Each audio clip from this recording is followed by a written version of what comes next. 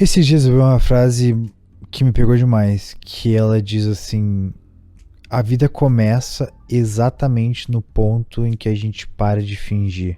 E para de fingir o quê? Pra quem? Às vezes pra gente mesmo, né? Porque além de a gente fingir, a gente também omite muita coisa.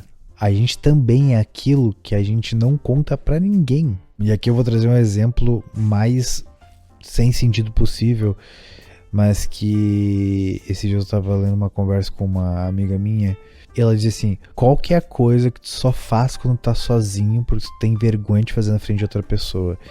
E o exemplo que ela trouxe foi que ela gostava de terminar de comer o almoço, enfim, a janta, comida num prato, e ela adorava pegar e lamber o prato inteiro. Eu não consigo imaginar nada mais animalesco do que isso, mas enfim, ela me confidenciou isso, que ela fazia isso. E ela não faz isso na frente de ninguém. Mas isso também faz parte dela, porque ela só faz isso quando ela tá sozinha, quando ela se sente à vontade para fazer um troço absurdo, que eu julgo absurdo. Na verdade eu não julgo tão absurdo assim, mas enfim, isso também faz parte dela. E as outras pessoas não sabem. Então, ela deveria começar a fazer isso na frente das pessoas? Não sei. Acho que não é esse o ponto que eu quero entrar, mas assim, eu tô sentindo que eu tô misturando dois assuntos meio desconexos. Talvez eu tô tentando fazer eles se conectarem. Fique comigo até o final, que aí talvez você descubra se eu consegui ou não fazer esse link. O ponto é, se eu não conto pra ninguém alguma coisa, então as outras pessoas não me conhecem, de fato. E às vezes o fingir lá do começo, a gente finge pra gente mesmo, fazendo com que dessa forma a gente também não se conheça. Eu vou confessar que ultimamente eu tô tentando cada vez mais tentar não fingir as coisas, não tentar, pelo menos para as pessoas mais próximas minhas, tentar deixar mais claro os meus descontentamentos, as minhas dificuldades, fragilidades, meus medos. E aqui não é naquele lugar de tipo, nossa, como é desconstruído esse homem sem masculinidade, frágil. Não. Todas as vezes que eu tive que me abrir sobre questões de medos que eu tenho, eu chorei, inclusive. Então, e chorei porque era muito difícil de falar sobre isso, de falar isso.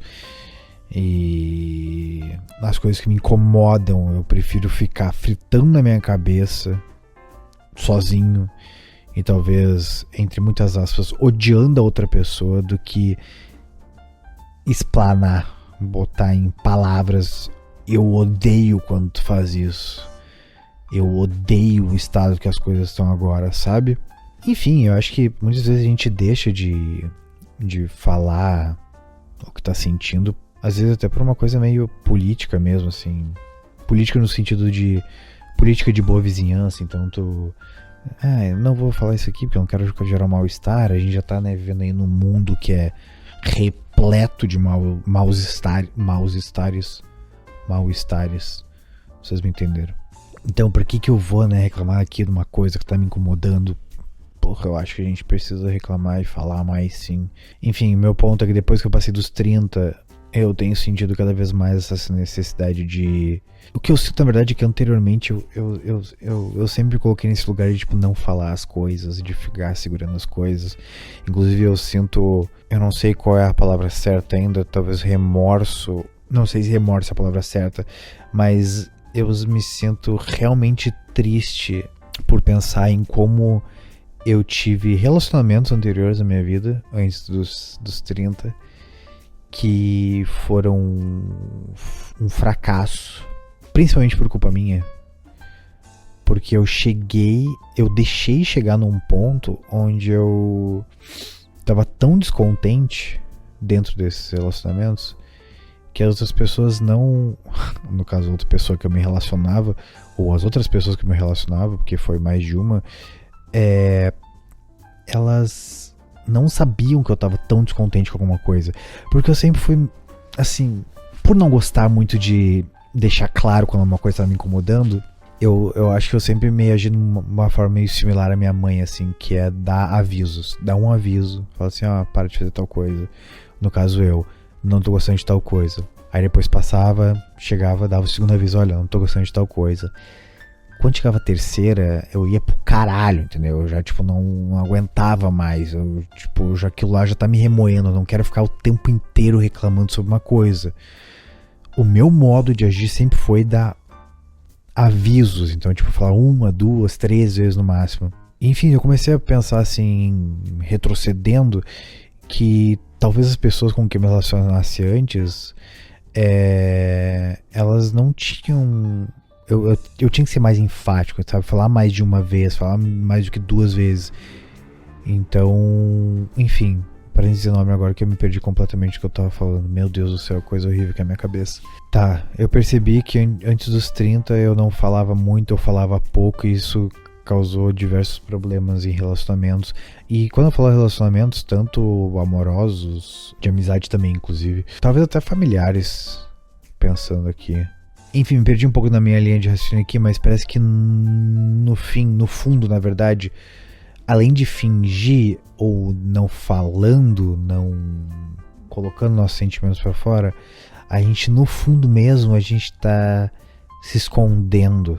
Não sei, parece sempre uma tentativa da gente se mostrar profundo, pra gente parecer alguém que se baseia em teoria, sei lá, até signo, saca? Tipo, tudo a gente precisa ter um viés pra alguma coisa, pra gente parecer alguma coisa. O que eu sinto é que parece que às vezes a gente tá sendo isso, que a gente é escroto com alguém e a gente apela pro...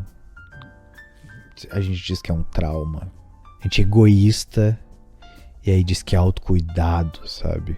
Quanto mais a gente estuda, quanto mais inteligente a gente fica, pior fica, porque a gente tem vocabulário, a gente tem teorias, a gente tem diversas coisas para basear as nossas atitudes, para a gente conseguir justificar, na verdade, as nossas atitudes, e justificar até o que às vezes não tem justificativa. A gente só tá sendo escroto, a gente só tá sendo egoísta, a gente só tá sendo meio ruim mesmo. E talvez o ponto, na verdade, de tudo isso que eu tô falando é de só a gente ter uma dificuldade de aceitar que a gente pode ser tudo. Por muito tempo eu tentei ser uma pessoa sempre, tipo, muito cuidadosa, que achava que, tipo, eu não vou falar tal coisa porque vai machucar alguém. E daí agora eu acho que eu consegui fazer o link com a coisa inicial que eu tava falando. Eu achava que eu tava sendo uma pessoa posturada, que não ficava reclamando, que não apontava as coisas que me incomodavam, mas também não ficava reclamando dos outros. E eu sinto que fazendo isso eu não tava sendo eu mesmo. Porque por dentro eu tava me remoendo e ninguém tem acesso ao que tá passando aqui dentro.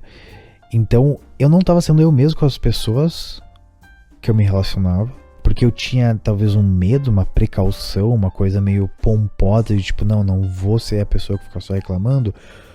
Quando talvez eu só queria estar reclamando pra caralho, entende?